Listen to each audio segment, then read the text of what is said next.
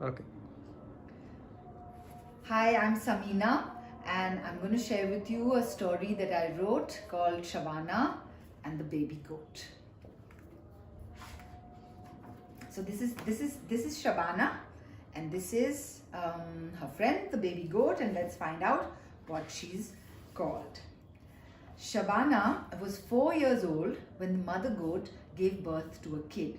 It was the most beautiful creature Shabana had ever seen. She named it Kajri. That's Kajri. At first, Shabana followed Kajri everywhere. When the mother goat softly pushed Kajri to stand, Shabana was there. When Kajri greedily suckled milk from the mother, Shabana was there. When the mother gently butted Kajri so her head wouldn't get stuck in the wire, Shabana was there. Then Kajri began to follow Shabana everywhere. You see that? When Shabana played with the tire swing, Kajri was there. When Shabana helped Amma sweep the courtyard, Kajri was there. When Shabana took some kheer for the Imam, Kajri was there. Meh, bleated Kajri. Meh, repeated Shabana, laughing.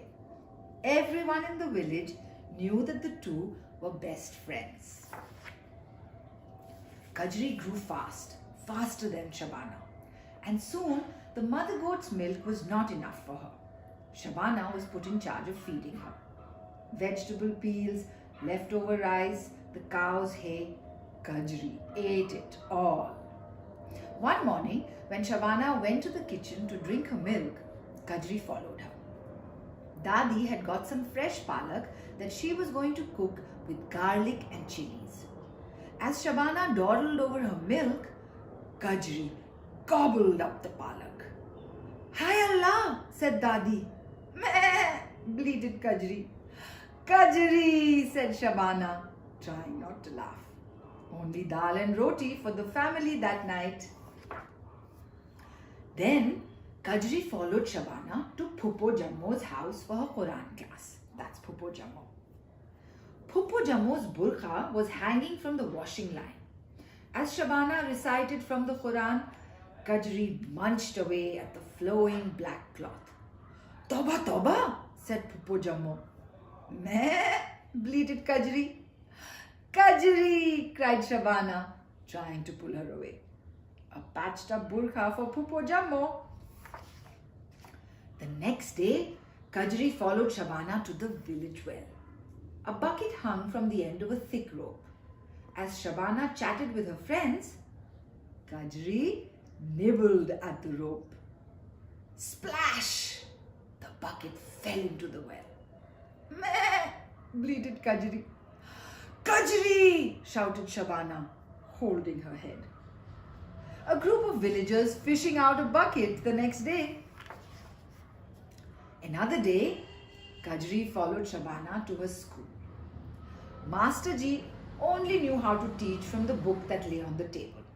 As he wrote on the blackboard, Kajri chomped on the pages of the book. Arey, said Master Ji. Meh, bleated Kajri. Kajri, called out Shabana, hiding her face behind a book. Class cancelled for the rest of the day. The entire village was upset with Kajri and Shabana. No more wandering around like this, Abba scolded Kajri. Kajri was locked up. Wah, cried Kajri. Kajri, sighed Shabana.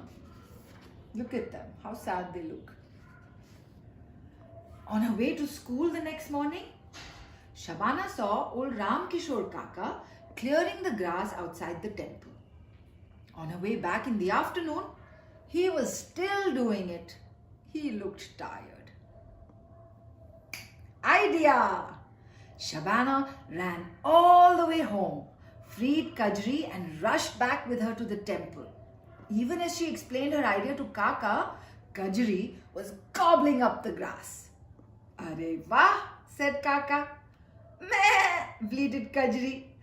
Kajri! Cheered Shabana, doing a little dance. After that, every day, Shabana would take Kajri there to eat the grass. Then they would dance their way to the pond, watch the sunset with the buffaloes and parrots, and eat jamuns that fell from the tree. Best friends forever.